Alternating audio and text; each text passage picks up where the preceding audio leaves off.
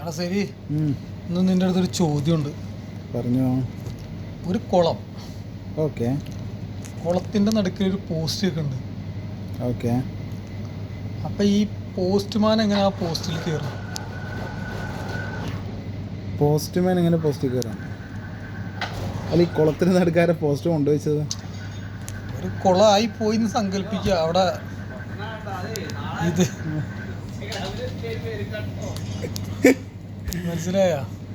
Okay, അത് എന്തായാലും കയറിയാലേ പറ്റുമോ? അപ്പോൾ ഒരു തോണിയിലെങ്ങാണ്ട് പോയിട്ട് കയറും. തോണിയിൽ പോയി കയറണം. കയറണം. എന്താ ഇത്ര തെറ്റാ? എന്തുപറ്റി?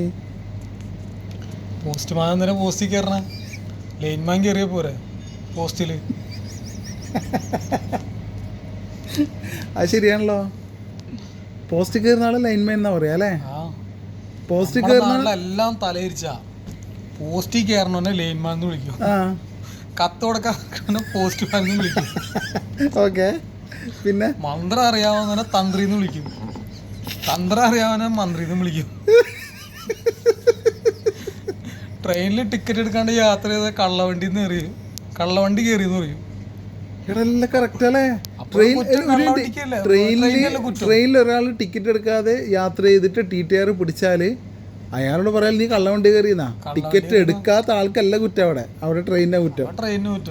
മന്ത്രം അറിയാവുന്നവനെ തന്ത്രി, തന്ത്രം അറിയാവുന്നവനെ മന്ത്രി, പോസ്റ്റ് കയറുന്നവന്റെ ലൈൻമാൻ, കത്ത് കൊടുക്കണവരെ പോസ്റ്റ്മാൻ. വല്ലാത്തൊരവസ്ഥ തന്നെ അല്ലേ? കൈവിളി നീ മുത്ത്.